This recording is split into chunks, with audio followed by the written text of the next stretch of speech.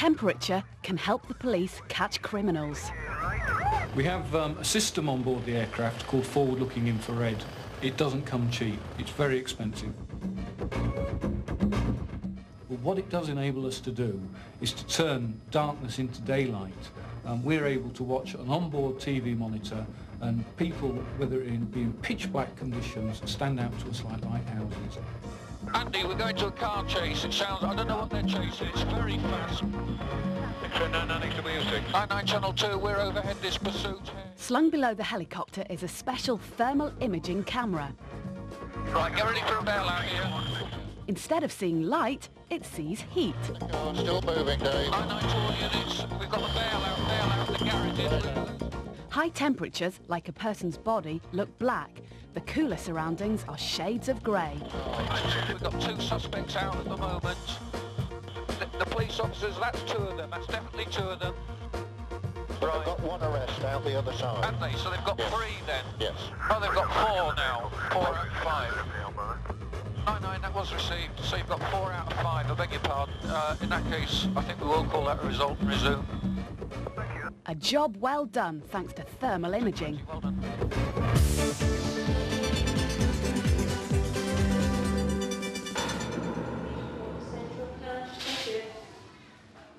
Being able to see temperature differences makes an ordinary supermarket look completely different. This camera produces a computerized image that makes hot things look yellow and white, cold things look blue or black. This boy's ears and nose are slightly cooler than the rest of his face.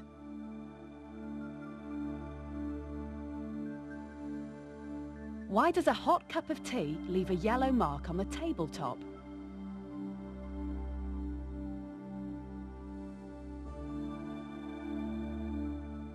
What happens to your face when you eat an ice cream?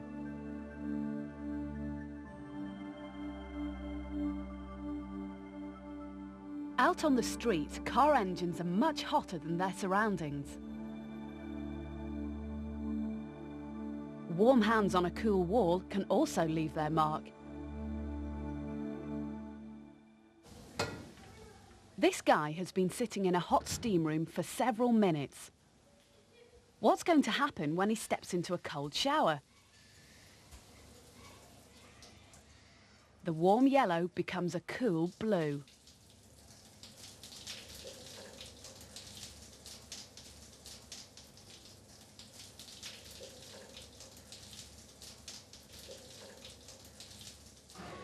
We use our skin to feel how hot or cold something is, but just how good are we at judging temperature? What about this swimming pool? I think the temperature of the pool is about 17 degrees. I think it's about 30 degrees. I think about 25 degrees. 17, 25, 30, it's all guesswork. Today's temperature in the pool is 31 degrees Celsius. So none of them were right. Our skin isn't able to measure the exact temperature of anything. All it can do is recognise temperature change. To see what I mean, take a couple of bowls of water and 2 investigators. The bowl of water on the left is warm. The one on the right is much colder. They each keep a hand in the water for 5 minutes. Then it's time to introduce 2 identical cans of drink. The temperature of the cans is midway between the 2 bowls of water. So, how will our investigators react when they pick them up? This can feels warm. But this can feels cool. Hang on a minute. If the cans are both the same temperature, how can one feel warm and the other feel cool? Try it for yourself and see if you can work it out.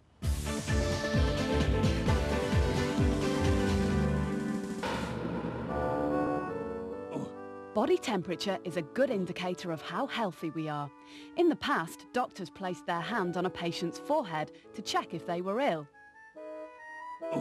But they often got it wrong. They needed a thermometer, a tool to measure temperature accurately. One of the earliest thermometers would have looked like this.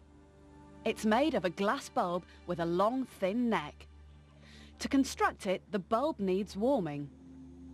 Then the end of the long tube is dipped into a flask of coloured water.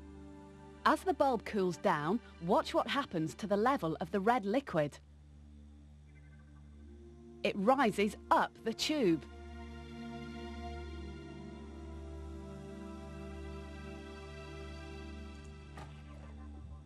Cool it even more and the water continues to rise. Warm the bulb and the water level falls. It's all to do with the fact that hot air takes up more room than cold air. Imagine you can see what's happening to the air particles. As the particles get warmer, they begin to move faster, they're gaining energy. The particles push each other further apart and the air expands. Because the air takes up more space, it pushes the liquid down.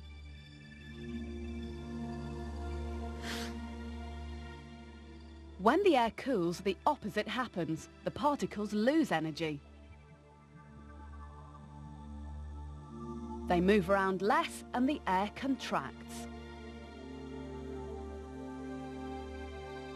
As the space they take up decreases, the liquid rises.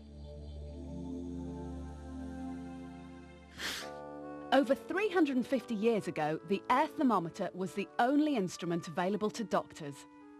To measure body temperature, all they had to do was find a way of putting the bulb in the patient's mouth. A smaller bulb was the answer. The doctor measured their own temperature first, marking the level of the liquid, before popping it into the patient's mouth, something you never dream of doing these days without thoroughly sterilising. This way, they could see if the patient's body was hotter or colder than theirs.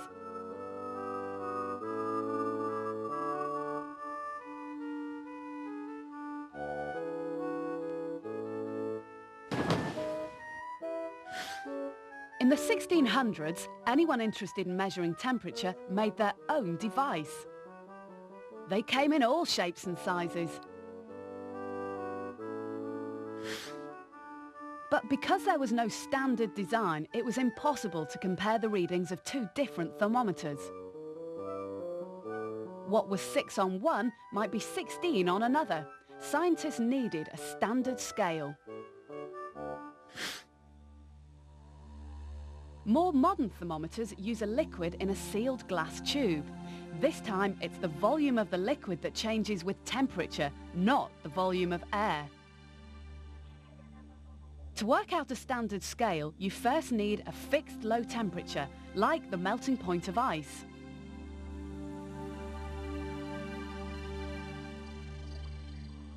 The red liquid contracts, so the level in the tube drops.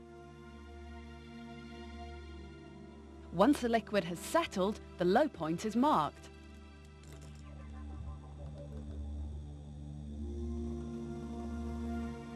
Then you need a fixed high temperature, like the boiling point of water. This time the red liquid expands, so the level rises.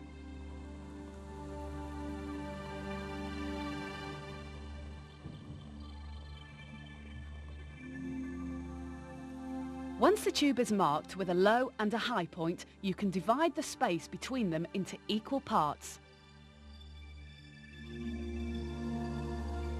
The scale used by scientists today was the one invented by a man called Anders Celsius. 0 is the low point, the temperature of pure melting ice. 100 is the high point, the temperature at which water boils. The distance between is divided into 100 equal parts.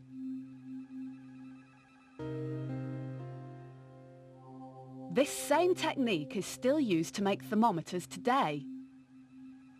At the Zeal factory in London, each thermometer is individually made.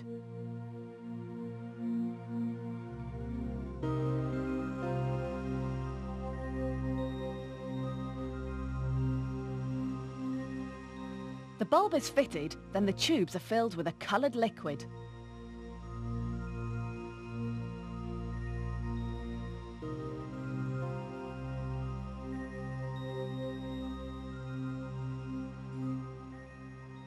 A low and high temperature is marked on each by hand before adding the scale.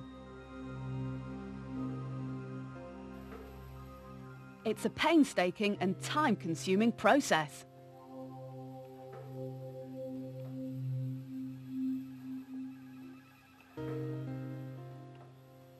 But not all thermometers look the same. A thermocouple thermometer like this can measure the temperature of red-hot metal, or extremely cold liquid nitrogen.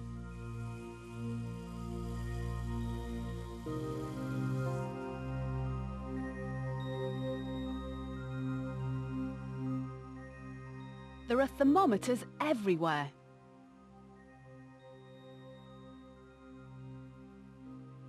When is it important to be able to measure temperature accurately?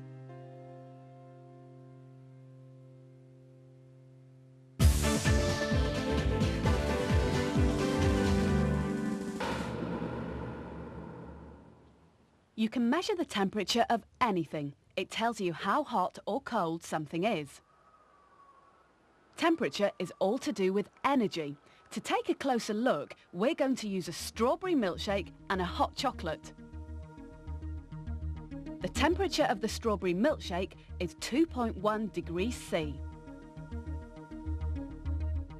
The hot chocolate is 44.9. Imagine you could see the tiny particles that make up the milkshake. Temperature is a measure of their movement energy. Each particle is moving slowly, so the temperature of the milkshake is low. The particles in the hot chocolate are moving much more rapidly. The movement energy of each particle is higher, which means the temperature of the hot chocolate will be higher too. But surround the hot chocolate with the cold milkshake, and what will happen to their temperatures?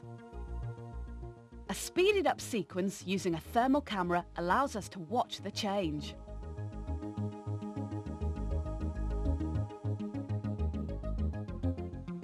Eventually, everything begins to look the same colour. The milkshake and hot chocolate and their surroundings become the same temperature. What can you now say about the energy of the particles in each drink?